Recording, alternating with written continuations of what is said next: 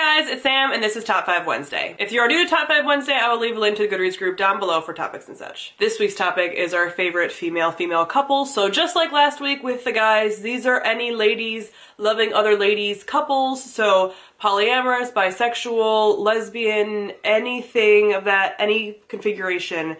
Lady is love another lady, it can be included on this list. So very on brand for me, I gave the lady slot to the crowning love day of the month, Valentine's Day. Because I feel like they deserve this spot, because the female-female relationships don't get talked about a ton in the book community. Usually people talk a lot more about the male-male ones. So the ladies, loving ladies, deserve more lovin'. Because of that, this list is longer than just 5.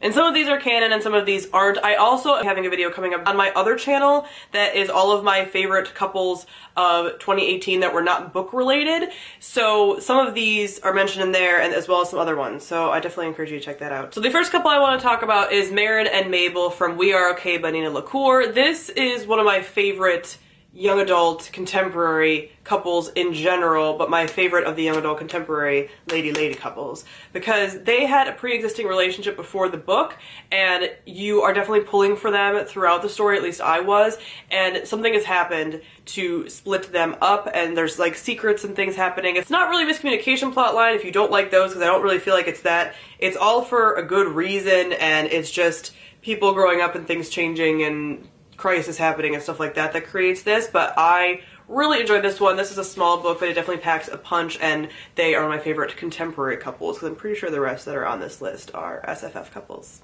as they would be. Then we have Margaery and Sansa from Game of Thrones. Game of Thrones has so many ships, and so many canon ships, and so many non-canon ships, and this was my favorite of the non-canon, although you could argue there were looks, there were feelings, you know? Like, you can always kind of argue with the Game of Thrones ships that, like, we don't see everything that happens, although we would probably see this if it was a thing, but, you know, this show has its issues. But I just loved their relationship. Some people think it's a little bit manipulative. I mean, every relationship in Game of Thrones pretty much is manipulative, so but I love them. It's also because probably they're very, very pretty. Very beautiful women that I like to look at.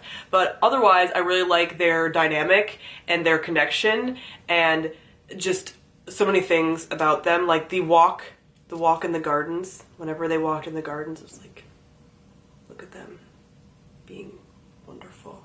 Another Game of Thrones ship that I want to be higher on this list, technically, even though this list is like not really ordered that much because I love all of them, but one that would be higher if there were more things to go off of with them, but one that I ship so much. One of my favorite Game of Thrones ships is Daenerys and Yara. They had like one scene, but that scene fed my soul for a very long time. And whenever I see just gift sets of this scene, I'm like, I have been so blessed. Number one, Yara is my wife, and I just love her so much. She's one of my favorite characters on the show, and I don't appreciate any of the other Dany ships that are currently canon or have been canon or people want to be more than this one, okay? And there's potential. I know it's very slim, but there, you know, like Yara's currently, there's things, I don't want to say it because it gets Game of Thrones and I don't want to do spoilers, but like there could be potential, right? Maybe they're setting all of this up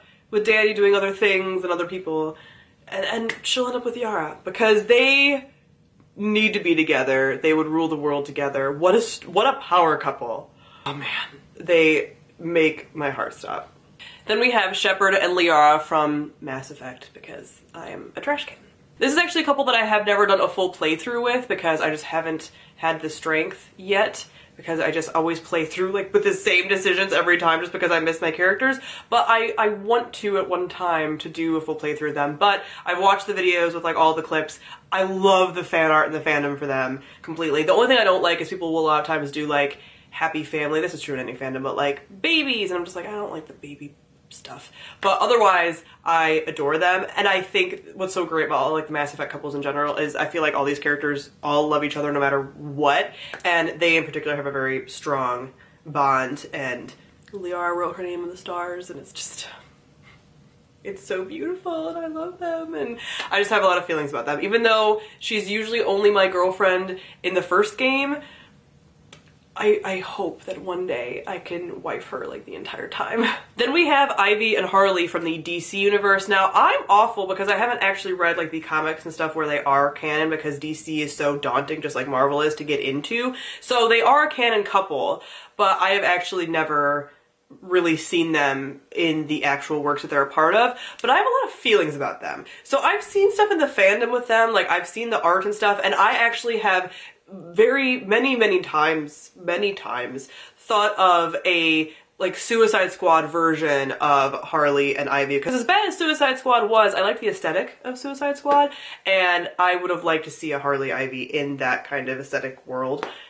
And I think about it a lot. Like I think about Ivy taking the place of Joker in Suicide Squad so many times. And I know that wouldn't really make the plot work that much, because not that the plot worked that much in the normal movie anyway, but ooh man. Like some of the songs that are in the Joker Harley scenes in that movie, I think of with Ivy and Harley.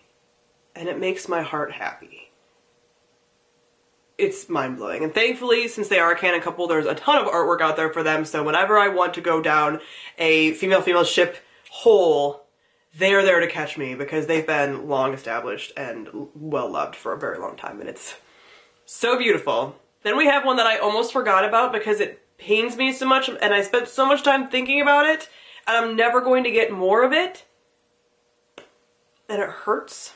And that is Tsukiko and Hinata from The Night Circus by Erin Morgenstern. So Tsukiko is a side character in this story, and you find out that she had previously taken part in this competition, and that she, similar to the main characters in this book, had fallen in love with her competitor, and her competitor happened to be another woman. And there's such minor details, and we're never gonna get like a companion to this, but oh man, do I want it with their story, because even the details we get from them, it's like, like, this was so good and so angsty in so many ways, but this whole idea that all of these competitors over the years have like fallen in love because it's just kind of the nature of what happens with like this competition. Oh my god. And their story was like a tragic one, but just also just like the emotions that I still have when I originally read this in what, 2012 or something, and I still have so many feelings about that side couple that is mentioned over the course of maybe 2 pages, less than.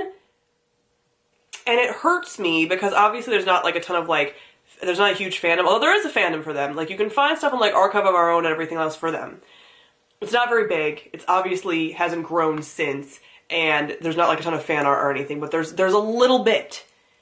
Just enough. But that's what hurts me so much about this one. I think why it sticks to my heart so much like stronger than some of these other like existing canon couples, because it was taken from me almost. I was dangled in front of me and then pulled away like, you're never gonna hear any more about this, so screw you. And I'm like, why do you hurt me so much? And my current favorite female-female couple, you guys should know this because I talk about this book all the time, is Shizuka and Chef Ali from The Tiger's Daughter by Karis and Noel Rivera, because they are 2 warrior women in love who are like fated to be together and fight together and do so much. They are so extra for one another. Like you don't even understand. One moved an imperial garden for the other one just to like have a good entrance. It's unreal. And the stuff that they've gone through to be together, and the fact that this whole book is written from one of their perspectives to the other one, like a love letter about their love, of the story of them.